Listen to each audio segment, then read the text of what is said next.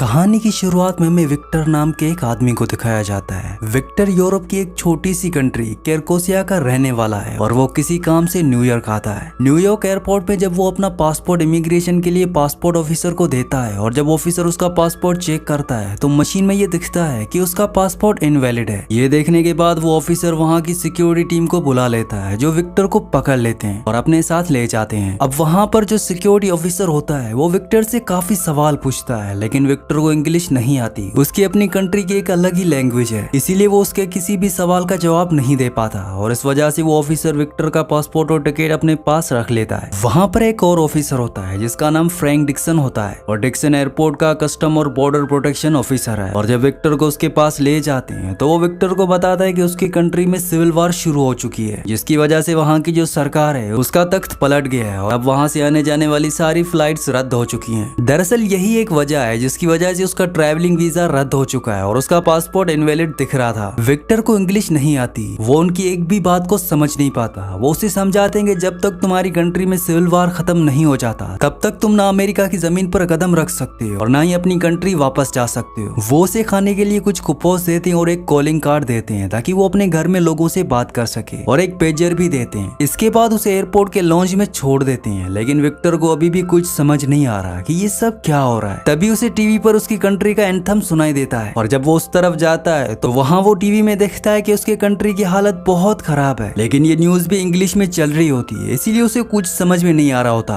वो वहाँ के लोगों से उसे समझने के लिए बोलता है, लेकिन वहाँ के लोग उसकी लैंग्वेज नहीं समझते और ना ही विक्टर उनकी लैंग्वेज समझता है। अब विक्टर बहुत परेशान हो जाता है और उसके पास जो कॉलिंग कार्ड होता है उससे वो अपने घर पर फोन करना चाहता है, लेकिन उस पर भी इंग्लिश में लिखा है जो उसे कुछ भी समझ नहीं आता। वहाँ पर जो लोग होते हैं वो उनसे मदद के लिए कहता है, लेकिन लोग उसकी मदद के लिए आगे नहीं आते क्योंकि उन्हें समझ नहीं आता कि विक्टर कह क्या रहा है। विक्टर ना अपने घर अपने कंट्री वापस जा सकता है और ना ही अमेरिका की जमीन पर कदम रख सकता है। वो इस एयरपोर्ट में फंस चुका है। विक्टर को उस एयरपोर्ट में काफी देर हो जाती है और उसे भूख लगती है। तभी वो देखता है कि उसके पीछे एक लड़की बैग बंद करने की कोशिश करती है, लेकिन बैग उसे बंद नहीं हो पा रहा था। विक्टर अपने कूपोस वहीं पर रखकर उसकी मदद के लिए जाता है और तभी हवा से उड़कर सारे के सारे कूपोस नीचे गिर जाते हैं। तब वहाँ पर एक सफाई वर्कर आता है जिसका नाम होता है गुप्ता। वो उसके कूपोस को कचरा समझकर कचरे के डब्बे में डाल देता है और जब विक्टर ये देखता है तो कचरे में अपने कूपोस ढूंढने लगता है, लेकिन गुप्ता उसे भगा देता है और ये बोलता है कि अगले मंगलवार को आना, तब तुम्हारे कूपोस वापस मिल जाएंगे। और अब विक्टर वहाँ से चला जाता है। विक्टर अब भूखा है, लेकिन उसके पास खाने का कोई भी जरिया नहीं है। वीडियो में आगे बढ़ने से पहले आप सबसे रिक्वेस्ट है कि मेरे 99% व्यूवर्स वीडियो तो देखते हैं लेकिन चैनल को सब्सक्राइब नहीं करते और ना ही वीडियो को लाइक करते हैं, तो आप सबसे रिक्वेस्ट है कि मेरे चैनल को सब्सक्राइब और वीडियो को लाइक लाजमी से कर दिया करें। इसके बाद रात होती है और विक्टर ये सोचता है कि वो अब सोए कहाँ। वहाँ पर एक गेट होता है जहाँ पर कंस्ट्रक्शन चल रही होती है, इसीलिए वहाँ पर लोगों की आवाज नहीं होती।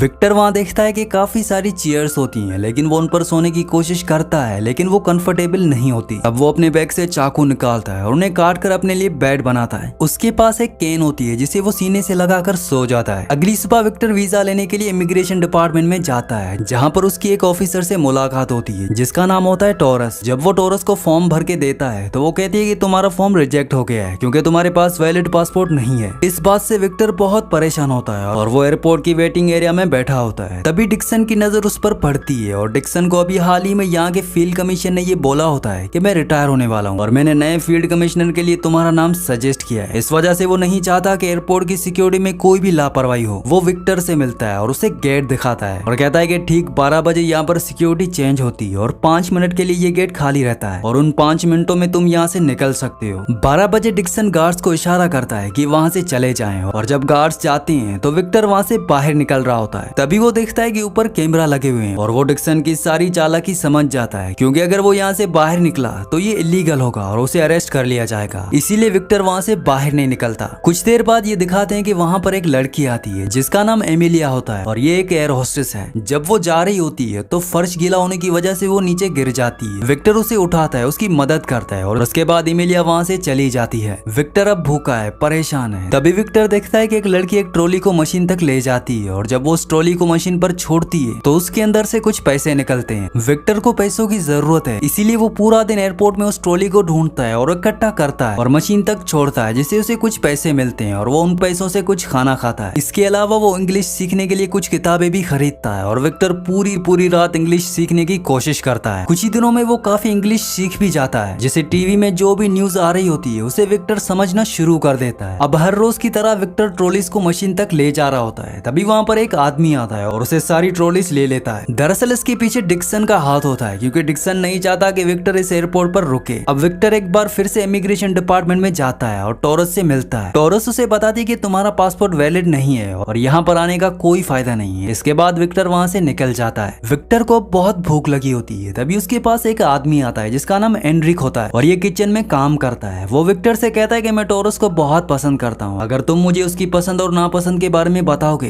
तो मैं रोज तुम्हें खाना दूंगा। विक्टर इस बात के लिए मान जाता है। इसके बाद विक्टर बार बार इमिग्रेशन डिपार्टमेंट में जाना शुरू करता है और टॉरस से बात करता है। एक दिन टॉरस उसे पूछ ही लेती है कि वो कौन है जिसकी वजह से तुम रोज यहाँ पर आते हो। वो बोलता है कि कोई है जो तुमसे बहुत प्यार करता है, और ये कहने के बाद विक्टर वहाँ से चला जाता है। इसके बाद वो एंड्रिक से मिलता है और एंड्रिक को बोलता है कि टॉरस का एक बॉयफ्रेंड था जिसने उसे धोखा दिया था, और अगर तुमने उसे धोखा दिया तो मुझसे बुरा कोई नहीं होगा। अब कुछ दिन बीत जाते हैं और विक्टर एक बार फिर से एमिलिया को देखता है। दरअसल एमिलिया वही लड़की है जो एक बार फर्श पर गिरी थी और विक्टर ने उसकी मदद की थी। वो देखता है कि एमिलिया फोन पर किसी से लड़ रही है। असल में एमिलिया का एक शादीशुदा आदमी से अफेयर होता है जो उसे बहुत टाइम से बेवकूफ बना रहा होता है कि मैं अपनी वाइफ को डिवोर्स देके तुमसे शादी कर लूंगा। इसीलिए एमिलिया रो रही होती है। विक्टर उसे अपना रुमाल देता है और इन दोनों की बातचीत शुरू हो जाती है। बातों ही बातों में जब एमिलिया उससे पूछती है कि तुम क्या करते हो, तो विक्टर बोलता है कि मैं बस एक बिल्डिंग से दूसरी बिल्डिंग में घूमता रहता हूँ। एमिलिया को लगता है कि ये कोई बिल्डिंग कॉन्ट्रैक्टर है। एमिलिया उसे डिनर के लिए इनवाइट भी करती है, लेकिन विक्टर मना कर देता है क्योंकि उसके पास पैसे नहीं होते। एमिलिया सोचती है कि ये कोई अच्छा इंसान है, भला इंसान है, और वो उसे सॉरी बोलकर वहाँ से चली जाती है। अब विक्टर ये सोचता है कि वो किसी तरह से भी पैसे कमाएगा और एमिलिया के साथ डिनर पर जाएगा। विक्टर अब एयरपोर्ट पर जितने भी शोरूम्स होते हैं वो वहाँ पर काम करने के लिए चाहता है, लेकिन उसे कोई भी काम नहीं देता क्योंकि उसके पास वैलिड पासपोर्ट नहीं होता। लेकिन फाइनली उसे एक पेंट करने का काम मिल जाता है। एक रात एंड्रिक उसे अपने दोस्तों के साथ पार्टी करने के लिए बुलाता है और वहाँ पर गुप्ता, एंड्रिक और एक और आदमी होता है। गुप्ता बोलता है कि मुझे लगता है कि ये कोई जासूस है, और उसके बाद उसे सामान चेक करने वाली एक्सरे मशीन के अंदर डालते हैं, लेकिन उसके पास कुछ भी नहीं मिलता। उसके पास एक डिब्बा होता है और जब गुप्ता उसे पूछता है कि इस डिब्बे में क्या है, तो वो बोलता है कि इसमें म्यूजिक है, और इस बात पर सब हंसते हैं। अब ये सारे के सारे दोस्त बन चुके हैं। हालांकि विक्टर इस एयरपोर्ट पर फंस चुका है, लेकिन फिर भी वो यहाँ के माहौल को एक्सेप्ट कर लेता है। एक बार जब वो बुक स्टोर में किताब खरीदने के लिए जाता है तो उसकी मुलाकात एक बार फिर से एमिलिया से होती है। एमिलिया वहाँ पर कुछ किताबें खरीद रही होती है और उसके हाथ में एक नेपोलियन की किताब होती है। एमिलिया उसे बताती है कि उसे हिस्ट्री पढ़ना बहुत पसंद है। अब बातों ही बातों में एमिलिया उसे एक बार फिर से लंच के बारे में पूछती है और विक्टर हाँ बोल देता है। तभी एमिलिया का पेजर बजता है और एमिलिया वहाँ से चली जाती है, और इस बार पहली बार विक्टर को ऐसा लगता है कि उसे एमिलिया से प्यार हो चुका है। अब विक्टर को यहाँ पर कुछ महीने हो चुके हैं। एक दिन वहाँ पर एक केस होता है। एक आदमी बिना मेडिकल लाइसेंस के दवाइयाँ यहाँ से अपनी कंट्री में ले जा रहा होता है, और जब कस्टम वाले उसकी दवाई उसे छीन लेते हैं तो वो खुदकुशी करने की कोशिश करता है, और तब विक्टर को वहाँ पर बुलाया जाता है क्योंकि वो आदमी विक्टर के पड़ोस वाले मुल्क का आदमी होता है और वो आदमी भी इंग्लिश नहीं जानता है। इसीलिए विक्टर को वहाँ पर बुलाया जाता है कि उसकी लैंग्वेज समझ सके। और जब विक्टर वहाँ पर पहुँचता है तो वो आदमी उसे बताता है कि वो दवाई उसके फादर के लिए, उसके फादर बीमार है, अगर ये दवाई टाइम पर नहीं पहुंची तो वो मर जाएंगे। और जब विक्टर ये बातें डिक्सन को बताता है तो डिक्सन साफ साफ मना कर देता है क्योंकि वो बोलता है कि बिना मेडिकल लाइसेंस के यहाँ से दवाई अपने कंट्री में कोई नहीं ले जा सकता। हालांकि वो आदमी डिक्सन के आगे गिड़गिड़ाता है, उसके आगे हाथ जोड़ता है, लेकिन डिक्सन उसकी एक बात भी नहीं सुनता और उसे अरेस्ट कर लेता है। और अब विक्टर को ये लगता है कि इस इंसान के साथ नाइंसाफी हो रही है। वो डिक्सन को ये बोलता है कि ये आदमी ये दवाइयाँ अपनी बकरी के लिए ले जा रहा है, और ऐसा ही वो उस आदमी को भी बोलता है जो दवाइयाँ ले जा रहा होता है कि ये बोल दे कि ये दवाइयाँ मेरी बकरी के लिए, और वो आदमी ऐसा ही कहता है। और इस वजह से डिक्सन को उस आदमी को छोड़ना पड़ता है क्योंकि अमेरिका का ये रूल होता है कि आप जानवरों की दवाई को एक कंट्री से दूसरी कंट्री ले जा सकते हो। और इस बात से डिक्सन को विक्टर पर बहुत गुस्सा आता है। वो उसे गर्दन से पकड़कर उसे साइड में ले जाता है और बोलता है कि मैं तुम्हें जेल भिजवा दूंगा। तभी वहाँ पर फील्ड कमिश्नर आ जाता है। इस बात से डिक्सन को बहुत शर्मिंदगी होती है। फील्ड कमिश्नर डिक्सन को ये बोलता है कि तुम्हें अपने गुस्से पर काबू रखना चाहिए और विक्टर से कुछ सीखना चाहिए। इस बात से डिक्सन को अंदर ही अंदर बहुत गुस्सा आता है। वहीं दूसरी तरफ ये दिखाया जाता है कि पूरे एयरपोर्ट में ये बात फैल जाती है कि किस तरह से विक्टर ने एक आदमी की मदद की, और अब सबकी नजरों में विक्टर के लिए इज्जत बढ़ जाती है। अब विक्टर और उसके दोस्त चोरी से ये पता लगा लेते हैं कि एमिलिया इस एयरपोर्ट पर 3 हफ्ते बाद आएगी, और वो उसे मिलने की पूरी तैयारी कर लेता है। और 3 हफ्ते बाद विक्टर और गुप्ता उसका इंतजार कर रहे होते हैं। तभी बातों ही बातों में विक्टर गुप्ता की जिंदगी के बारे में पूछता है तो गुप्ता उसे बताता है कि मद्रास में उसकी दुकान थी जहाँ पर एक पुलिस वाला उसे तंग करता था, और जिसकी वजह से उसके हाथों से उसका खून हो गया, और उसी वजह से उसको अपनी फैमिली छोड़कर यहाँ पर आना पड़ा। विक्टर उसे पूछता है कि यहाँ की सरकार ने तुम्हें वापस क्यों नहीं भेजा। गुप्ता बोलता है कि जब तक मैं अपना काम अच्छे से कर रहा हूँ यहाँ की सरकार मुझे वापस नहीं भेजेगी। इसके बाद एमिलिया उस एयरपोर्ट पर आ जाती है। अब वहाँ पर जितना भी स्टाफ है ये सब के सब विक्टर के दोस्त हैं, तो वो एमिलिया का रास्ता चारों तरफ से रोक देते हैं ताकि वो उस जगह पर पहुंच जाए जहाँ पर विक्टर है। और एमिलिया उस जगह पर पहुंच जाती है जहाँ पर विक्टर होता है। वो दोनों मिलते हैं और विक्टर उसे डिनर के लिए इनवाइट करता है। डिनर के दौरान वहाँ पर उसके जितने भी दोस्त होते हैं, गुप्ता, एनरिक और उसके अलावा जो भी होते हैं, वो सब के सब उसकी डेट को खास बनाने के लिए उसकी बहुत मदद करते हैं। इस डेट में ये दोनों बहुत बातें करते हैं और एक दूसरे के काफी करीब आ जाते हैं। इन दोनों के बीच में एक अपनापन क्रिएट हो जाता है। और एमिलिया से अलग होने से पहले विक्टर उसे पूछता है कि तुम अगली बार कब आओगी। वो बोलती है कि 13 दिन बाद। विक्टर उसे बोलता है कि क्या तुम्हें पता है कि नेपोलियन ने अपनी बीवी को तोहफे में क्या दिया था। वो कहती है कि नहीं। वो उसे पूछती भी है लेकिन वो उसे नहीं बताता। वो उसे बोलता है कि हम 13 दिन बाद मिलेंगे और एमिलिया वहाँ से चली जाती है। लेकिन इन दोनों की नजदीकियों के बारे में डिक्सन को पता चल जाता है क्योंकि वो इन दोनों को सीसीटीवी कैमरा में देख लेता है। अब इन 13 दिनों के अंदर विक्टर की वजह से टॉरस और एनरिक की शादी हो जाती है। वो बहुत खुश होते हैं। अब 13 दिन बीत जाते हैं और एमिलिया एक बार फिर से उसी एयरपोर्ट पर आती है। लेकिन विक्टर से मिलने से पहले डिक्सन उसे अपने पास बुला लेता है और उसे बताता है कि विक्टर कोई बिल्डिंग कॉन्ट्रैक्टर नहीं है, बल्कि पिछले 9 महीनों से ये गेट नंबर 67 पर रहता है और उसके पास एक ऐसा कैन है जिसकी वजह से हमें उसके ऊपर शक भी है। ये सब सुनने के बाद एमिलिया को बहुत दुख होता है और वो गेट नंबर 67 पर आ जाती है जहाँ पर विक्टर उसका इंतजार कर रहा होता है। वो बोलती है कि तुमने मुझे धोखा दिया और मैंने आज तुम्हारे लिए उस आदमी को छोड़ दिया जिसके साथ मैं रिलेशनशिप में थी। और वो सारी बातें भी उसे बता देती है जो उसे डिक्सन ने बताई होती हैं। तब विक्टर उसे अपना कैन खोलकर दिखाता है। उसके अंदर एक फोटो होती है जिसमें 57 जैज म्यूजिक एक साथ होते हैं। विक्टर उसे बोलता है कि मेरे फादर ने ये तस्वीर एक अखबार में देखी थी और वो एक बहुत बड़े जैज लवर थे, इसीलिए वो सबके ऑटोग्राफ लेना चाहते थे और उन्होंने एक एक करके सबको लेटर भेजा और 40 सालों के अंदर उन्हें 56 म्यूजिशियंस के ऑटोग्राफ मिल गए। पर एक जिसका नाम बेनी गोल्सन है, उनके साइन मिलने से पहले उनकी मौत हो गई। मैंने अपने फादर से ये वादा किया था कि मैं न्यूयॉर्क जाकर उनके साइन लेकर आऊंगा और इसीलिए मैं यहाँ आया था। ये सब सुनने के बाद एमिलिया की आंखों में आंसू आ जाते हैं और वो एमिलिया से कहता है कि मैं भी अपने फादर की तरह तुम्हारा पूरी जिंदगी इंतजार कर सकता हूँ। ये सुनने के बाद एमिलिया इमोशनल हो जाती है। कुछ दिनों के बाद विक्टर को उसके दोस्त खुशखबरी देते हैं जिसका विक्टर को पिछले 9 महीनों से इंतजार था। उसके दोस्त उसे बताते हैं कि तुम्हारी कंट्री में जंग खत्म हो चुकी है और अब तुम घर वापस जा सकते हो और वो उस बात का जश्न मनाते हैं। और वहाँ पर एमिलिया भी आती है। वो उसे बताती है कि मैंने तुम्हारे लिए एक दिन का वीजा बना लिया है जिसे तुम न्यूयॉर्क जा सकते हो, उस आदमी के साइन ले सकते हो जिसके लिए तुम यहाँ पर आए थे। इस बात से विक्टर बहुत खुश हो जाता है। विक्टर एमिलिया से कहती है कि तुम भी मेरे साथ चलना, लेकिन एमिलिया कुछ नहीं बोलती। उसकी आंखों में आंसू आ जाते हैं और विक्टर समझ जाता है कि जिस दोस्त की मदद उसने ली है वो कोई और नहीं बल्कि वो वही शादीशुदा इंसान है जिसे उसने ब्रेकअप कर लिया था। दरअसल एमिलिया ने विक्टर के इस काम के लिए उस आदमी से समझौता कर लिया होता है और जाने से पहले एमिलिया विक्टर को बोलती है कि मुझे पता है कि नेपोलियन ने अपनी बीवी को क्या दिया था। वो बोलती है कि उसने अपनी बीवी को एक लॉकेट दिया था जिसमें लिखा हुआ था डेस्टिनी। अब अगले दिन विक्टर अपने एक दिन का वीजा लेकर टॉरस से मिलता है। टॉरस बोलती है कि ये एक दिन का इमरजेंसी वीजा है, इसीलिए इस पर तुम्हें डिक्सन के साइन लेने पड़ेंगे। और जब विक्टर डिक्सन के पास जाता है तो वो साइन करने से मना कर देता है और वो उसे उसका पासपोर्ट और टिकट देता है और बोलता है कि तुम अपनी कंट्री वापस चले जाओ। विक्टर बोलता है कि नहीं, मुझे न्यूयॉर्क जाना है। डिक्सन विक्टर से पहले ही चिड़ा हुआ होता है और वो उसे गुस्से से बोलता है कि अगर तुम वापस नहीं गए तो मैं तुम्हारे तीनों दोस्तों को जेल भेज दूंगा, क्योंकि उनमें से एक तुम्हें किचन से खाना चोरी करके देता है और दूसरा तुम्हारे साथ रोज रात को ताश खेलता है और तीसरा गुप्ता जो इंडिया से एक पुलिस वाले का मर्डर करके यहाँ पर छुपा हुआ है। ये बात सुनकर विक्टर को बहुत दुख होता है और वो तय करता है कि वो वापस अपनी कंट्री चला जाएगा। जब वो अपनी कंट्री वापस जा रहा होता है तो इस बात से गुप्ता को बहुत दुख होता है, बहुत गुस्सा आता है, क्योंकि गुप्ता चाहता है कि वो न्यूयॉर्क जाकर अपने फादर के सपने को पूरा करे और गुप्ता उसे कायर कहता है। तभी वहाँ पर एक पुलिस वाला गुप्ता को सारी सच्चाई बता देता है और सारी सच्चाई जानने के बाद गुप्ता रनवे पर जाता है और उसकी फ्लाइट के आगे खड़ा हो जाता है, जिसकी वजह से उसकी फ्लाइट डिले हो जाती है। अब वहाँ पर पुलिस आ जाती है, वो गुप्ता को पकड़ लेती है और अब जाहिर है कि गुप्ता ने एक गलत काम किया है तो उसे इंडिया वापस भेज दिया जाएगा। लेकिन गुप्ता उसे न्यूयॉर्क जाने का इशारा करता है और गुप्ता की ये कुर्बानी देखकर विक्टर ये फैसला करता है कि वो न्यूयॉर्क जाएगा और वो एग्जिट गेट की तरफ बढ़ता है। विक्टर को देखकर वहाँ पर जितना भी स्टाफ होता है वो सब के सब उसके पास आ जाते हैं, क्योंकि सब विक्टर से बहुत प्यार करते हैं। लेकिन गेट के पास सिक्योरिटी खड़ी होती है। उसे लगता है कि वो उस गेट से बाहर नहीं जा सकता